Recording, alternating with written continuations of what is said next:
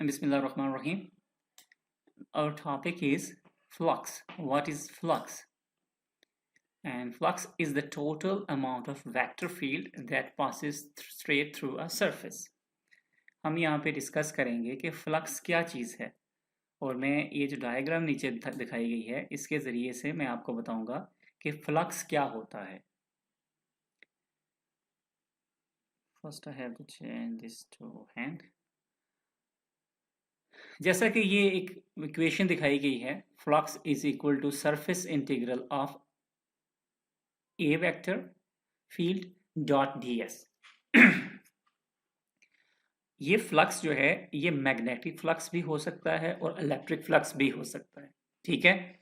और magnetic flux में आपको पता है कि यहाँ पे B डॉट ds होता है और इलेक्ट्रिक फ्लक्स में यहाँ पे E डॉट ds होता है. ठीक है. अब मैं आपको बताना चाहता हूँ कि जो यहाँ जो ग्रीन कलर दिया गया है फ्लक्स मीन्स साई को, साई जो है फ्लक्स को जाहिर कर रहा है.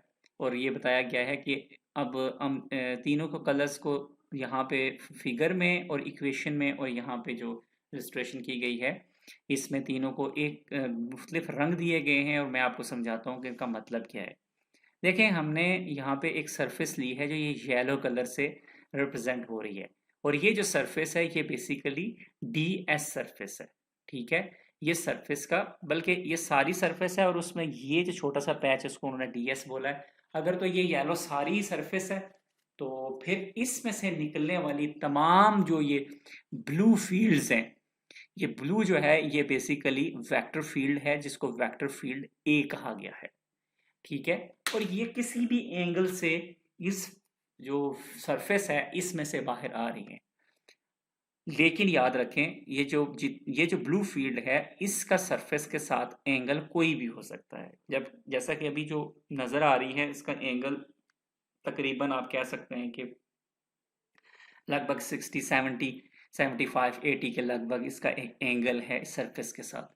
तो इसका कोई भी एंगल हो सकता है. तो आपको पता है कि ये कोई भी जो वेक्टर है हम इसके दो कंपोनेंट्स ले सकते हैं. एक कंपोनेंट वो जो नॉर्मल टू द सरफेस लें और एक कंपोनेंट वो जो पैरेलल टू द सरफेस लें या अलोंग द सरफेस लें. जो components normal to the surface हैं वो ग्रीन कलर से शो किए गए हैं.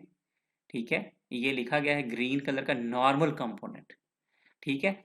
और दूसरे जो हैं रेड कलर के ये वो कंपोनेंट हैं इस ब्लू वेक्टर फील्ड का, वो कंपोनेंट है जो अलोंग द सरफेस है या पैरेलल टू द सरफेस है और ये रेड कलर से शो किया गया है. ठीक है. याद रखें कि इस रेड कलर के वेक्टर को इसको हम कहते हैं टेंजेंशियल कंपोनेंट. मीन ग्रीन जो है ये नॉर्मल कंपोनेंट है, बिल्कुल सरफेस के साथ स्ट्रेट है, वर्टिकल है, और ये जो है ये नॉर्मल है, ये टेंजेंशियल है या आप कह सकते हैं पैरेलल टू द सरफेस है. जब हम फ्लक्स कैलकुलेट करते हैं तो याद रखें हम इस रेड कंपोनेंट को, टेंजेंशियल कंपोनेंट को बिल्कुल इग्नोर कर देते हैं. यानी कि हमारे ये किसी काम का नहीं होता. अगर ये मौजूद है तो भी, नहीं मौजूद तो भी हम इसको कंप्लीटली इग्नोर कर देते हैं और हम सिर्फ और सिर्फ इस नॉर्मल कंपोनेंट को कंसीडर करते हैं जो ग्रीन कलर से शो किया गया है. यो देखें, normal component counted as flux. हम जब कहते हैं कि फ्लक्स क्या है और उसको जब हम काउंट करते हैं तो आप सिर्फ और सिर्फ इस सरफेस को जितनी ये ग्रीन लाइंस क्रॉस कर रही हैं वही हमारा टोटल फ्लक्स है. ये नहीं, हमारा जो फ्लक्स कैलकुलेशन है, हमारी फ्लक्स कैलकुलेशन में सिर्फ और सिर्फ ये ग्रीन कंपोनेंट काउंट होता है और ये रेड कंपोनेंट बिल्कुल भी काउंट नहीं होता. लिहाजा ये भी मुमकिन है कि किसी जगह पे बहुत सारी इलेक्ट्रिक फील्ड जो है वो किसी सरफेस को क्रॉस कर रही हो, बहुत सारी इलेक्ट्रिक फील्ड किसी सरफेस को क्रॉस कर रही हो, या कोई भी मैग्नेटिक फील्ड किसी सरफेस को क्रॉस कर रही हो, लेकिन वहां पे मुमकिन है फ्लक्स ही ना हो. क्यों? ऐसा तब मुमकिन है कि इसका मतलब है कि वहां पे नॉर्मल कंपोनेंट ही नहीं है, क्योंकि हमने तो कहा है कि हम फ्लक्स की कैलकुलेशन के लिए नॉर्मल कंपोनेंट को काउंट करेंगे.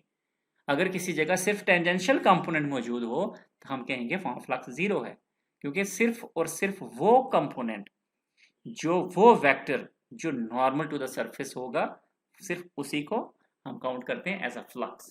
तो ये आपको उम्मीद है कि इसकी फ्लक्स की जो समझ है वो पहले से बेहतर आगे होगी। तो याद रखें, इवन गॉसियन सरफेस जो होती है जिसमें सरफेस क्लोज होती है, ये तो एक प्लेन सरफेस है, क्योंकि ये ओपन सरफेस है तो इसके लिए यहाँ पे कोई ऐसा क्लोज के लिए सर्कल नहीं बनाया गया।